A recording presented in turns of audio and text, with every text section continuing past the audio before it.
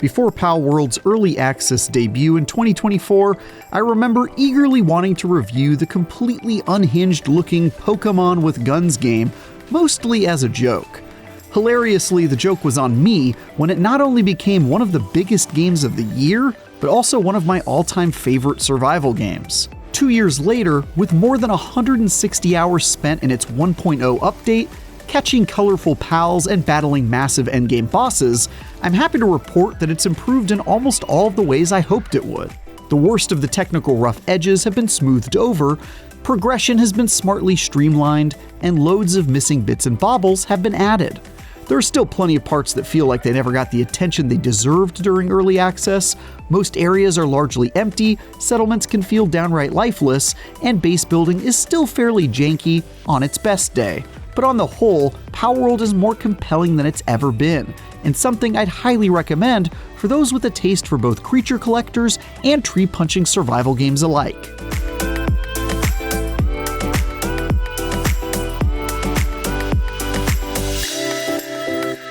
If you've never played Palworld before, there's very little I can say to prepare you for this completely bizarre adventure. You'll recruit a roster of colorful critters who make Nintendo's legal team furious, and use them to perform unpaid labor in your work camps as you explore an increasingly dangerous world filled with gun-toting maniacs. This mix of creature collecting, open-world exploration, RPG-adjacent leveling and questing, and survival mechanics that have you building up a base to store your pals and conquer the wilds probably shouldn't work, but it really does. And if you did play Palworld during early access, know that the 1.0 update fleshes out this world and the kinds of activities you tackle within it. So this over-the-top adventure now feels a lot more complete than the proof-of-concept version from 2 years ago.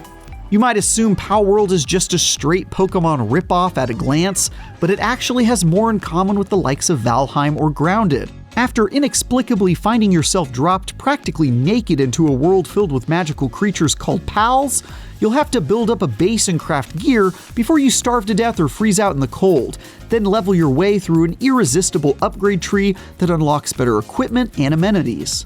That climb makes it extremely easy to lose a dozen hours without noticing, as my friends and I found ourselves doing numerous times. You'll go from swinging a club like a caveman, to crafting leather clothes and hunting with a bow, to building literal guns and ammo. Compared to your humble start, you'll be almost unrecognizable by the endgame, sporting sci-fi armor that looks like something out of Tron, and firing laser cannons at enemies from atop the back of a giant dragon. Palworld's twist on the familiar survival formula is how it cleverly blends in components of a creature collector, as you'll find yourself wholly unable to survive in these harsh lands without the invaluable assistance of the critters who occupy it. By capturing pals and putting them to work, either at your side as battle companions or at your base where they use their specific powers to perform manual labor, you quickly raise up a legion of workhorses that allow you to turn your barren campsite into an epicenter of industry. For example, a plant-based pal named Gamos can use its green-thumbed ability to plant crops, while the water-based Pangolett waters them, and the sharp-clawed Cativa harvests the produce and stores it in a nearby chest. That automation is incredibly well thought out and works surprisingly well, even if your dumb pals can be a bit imprecise at times, dropping valuable materials on the floor when it's time for bed, or walking as slowly as possible to come assist you, only to turn around when they suddenly realize they're hungry instead. So it's not as awe-inspiringly smooth as something like Satisfactory, but what it lacks in efficiency, it makes up for in silliness and charm.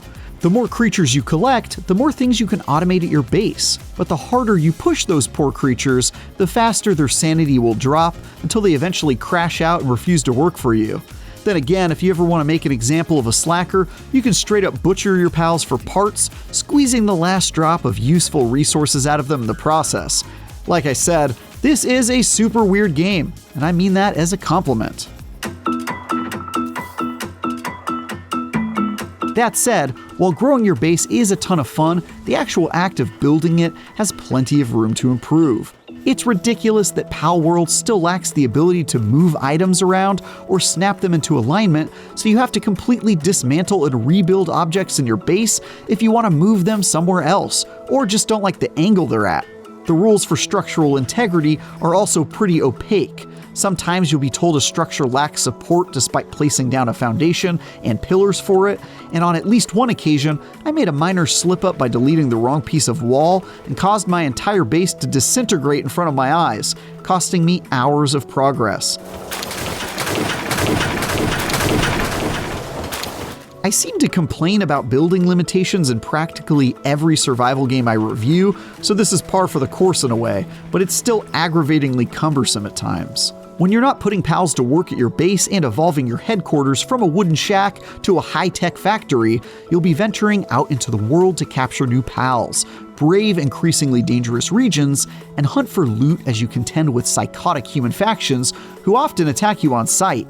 Instead of just letting your party do all the fighting for you, you're able to fire pistols and stab spears into hostile pals and human NPCs alike, while your team blasts them with fireballs. It's surprisingly fun to dodge magical blasts and then grab one of your fire-based pals to use as a living flamethrower, especially when your friends are doing the same alongside you in co-op. It's also a fair bit more challenging than you might think, as hostiles, especially bosses, pack a serious punch, which gives you yet another reason to be excited about the new shield or piece of armor you've been saving all of your crafting material up for. The storyline that accompanies your climb from naked barbarian with a stick to industrial sweatshop proprietor with godlike power adds some appreciated context to what you're doing. You gotta defeat the most powerful pal tamers in each region, then battle a vague, unspeakable evil within the center of the world tree. Sadly, this setup is mostly just used as set dressing, a stream of generic and entirely forgettable characters who direct you toward your next quest or ask you to go tick off some errand on a checklist. It's truly the bare minimum needed to string a quest line together, giving you amusing tasks to complete, but never actually making you feel like a part of the world.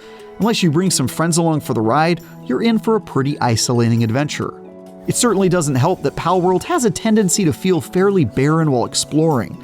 The handful of NPC villages you'll find are little more than small camps with a few samey merchants and quest givers hanging around, and you only really have cause to visit them either during specific quests or to buy supplies before rushing back out. The absolutely massive wild areas suffer from this same issue. Although they are always filled with pals to catch, eggs and treasure chests to hunt, and materials to collect, they otherwise feel like entirely unsettled landscapes. You'll only rarely find NPC pal tamers exploring the islands, aside from the generic enemy camps where poachers shoot at you for no discernible reason. It's especially weird that some vast islands exist without any clear purpose, covered with low-level pals, but no real reason to explore them aside from filling out your map, which can make that process a bit of a slog at times. But while the story and exploration can't carry Palworld on their own, the actual action and the progression systems that drive it more than pull their weight to make up for that. This is a huge campaign that took me over 150 hours to complete, with plenty more left to do. And that marathon is paced brilliantly. It gets you into the action fast and points you toward clear objectives that push you out of your base to explore, fight bosses, and capture pals. You're given loads of XP and access to better equipment by simply following the path in front of you, and I always felt like I was just a tiny bit ahead of the difficulty curve without needing to do much grinding.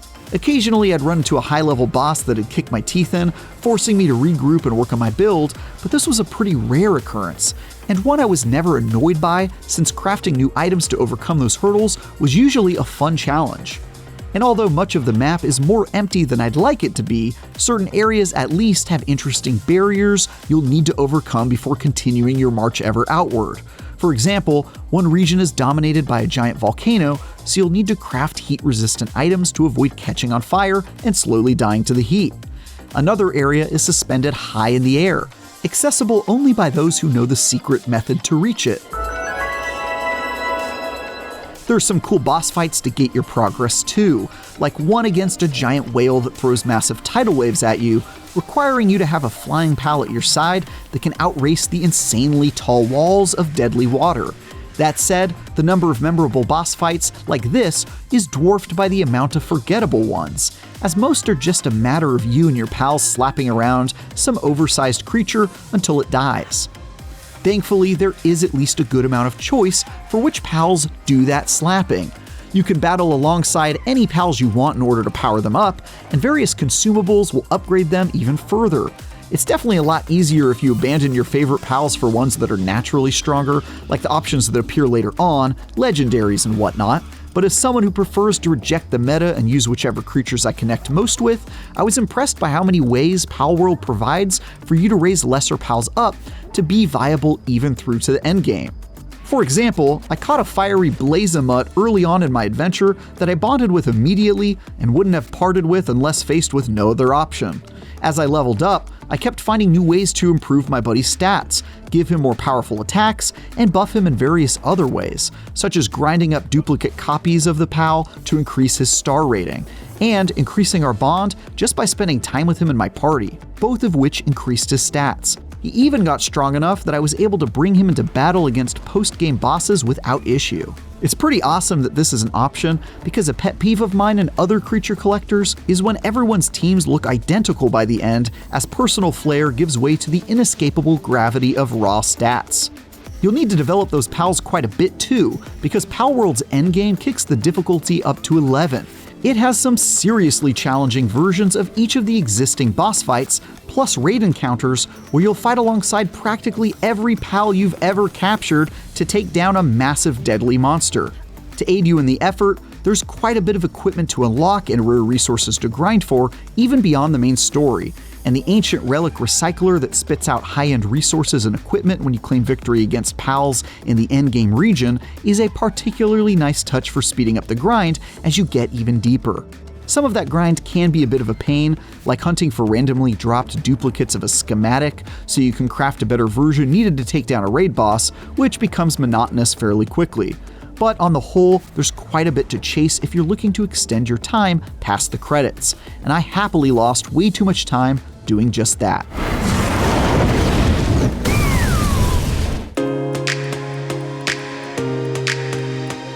Palworld cleverly blends an amusing creature collecting adventure with a traditional survival game to create something that's bizarre, disturbing, and incredibly bingeable.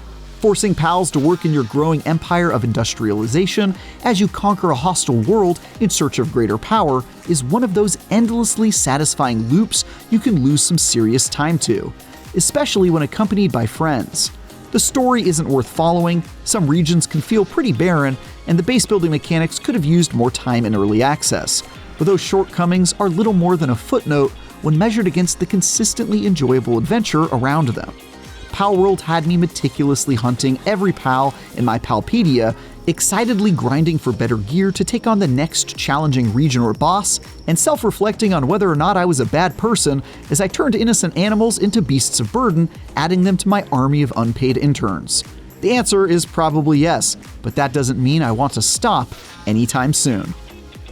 Reviews director Tom Marks here to talk to Travis Northup a little bit more about his review of Palworld, his third review of Palworld, because you reviewed the original early access launch and then also had a separate review for the Xbox version, which was really buggy at launch. And then you've also done a ton of other survival games for us, like Dune Awakening, Aloft, Satisfactory, Lord of the Rings Return to Moria. But there's a second half of this game that I wanted to ask you about, which is Pokemon. Let's talk about the gameplay comparison specifically with Palworld and Pokemon, because these games get compared a lot, right? Not inappropriately. There's literal lawsuits going on, or were going on, about the similarities that they shared both mechanically and in some of their designs, which we should note, we didn't mention this in the review, but the 1.0 update changed some of their designs so they were a little less Pokemon-like, or at least that's what it seemed like. But I guess how similar are they in terms, like, do you think that it's mostly a skin deep comparison in terms of like monster collecting and the designs? Or do you think that like a Pokemon fan who's not really into survival games or just doesn't play survival games could come into this and enjoy it for similar-ish reasons? I do not think that is true. So, okay. Yeah, I think it is kind of a skin deep comparison, because it is funny, and it's like, it is the elephant in the room of like, look how much they're just cribbing off of the Pokemon stuff. I do think it's a skin deep comparison because Pokemon has always been like a turn-based RPG, and it has the kind of training, battling in the center, and it is that genre, it like first and foremost. And I would say the Palworld is first and foremost a survival game that has creature collection as sort of the vehicle through which you're moving through that survival game kind of formula. But it has a lot more in common with Valheim than it has with Pokemon on a moment-to-moment gameplay framing, right? If you are somebody who just likes Pokemon and you really hate those grindy tree puncher games where you're having to craft your clothes, you're not going to like this game, because that's 90% of what you're doing. And it's actually kind of funny because sometimes I will forget that it is like a Pokemon-like game because I'm just focused on, I got to craft that new gun, and then I'm going to go get on my pal and fly over there to go, raid this area and stuff. And you're kind of just so caught up in it that, you get into a like gym battle. They're not really gym battles, but you're like fighting these trainers at a tower, and you're like, oh right, like it's also just a weird Pokemon clone. But yeah, it is a kind of a skin deep comparison, because I think to say that is really overlooking most of what Palworld is. It mashes a whole bunch of things together that shouldn't work, and they do. And so I think if you're not interested in, especially the survival game part of that, you're probably not going to care that there are Pokemon-like creatures in it. So with this being more of a survival game, the other part of that formula, or a very common part of that formula, is the co-op, is getting a party and building a base together and going out and fighting together, or splitting up and each doing your own tasks to save time as you progress. Does this feel like a game that really needs to be played in co-op, or could you just sort of jump into it solo and enjoy that? Obviously, it's a very large game. It'll go quicker co-op, but does that feel essential? Does it feel imbalanced solo? Yeah, I go back and forth on this, because I am somebody who enjoys playing survival games alone oftentimes, but like then you have a friend or two join you and you forget how much better playing with friends is. And so it's very hard for me to remove those two, because even though I did play this game alone maybe half the time, like I was only setting things up and getting excited for when my friends eventually logged on, and then we would be playing together. And so it's hard to separate the two. And I will say this game in particular, like some survival games benefit by the idea that you feel like you're in a strange and isolated world and there's no one else around and you're just like a lone person surviving in the wilderness.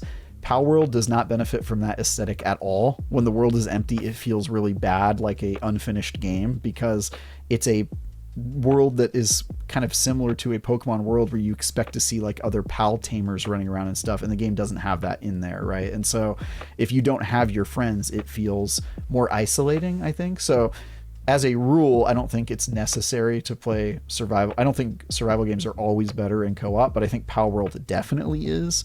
And so, I probably wouldn't recommend it to people playing solo, because it's so much more fun along friends for a wide variety of reasons.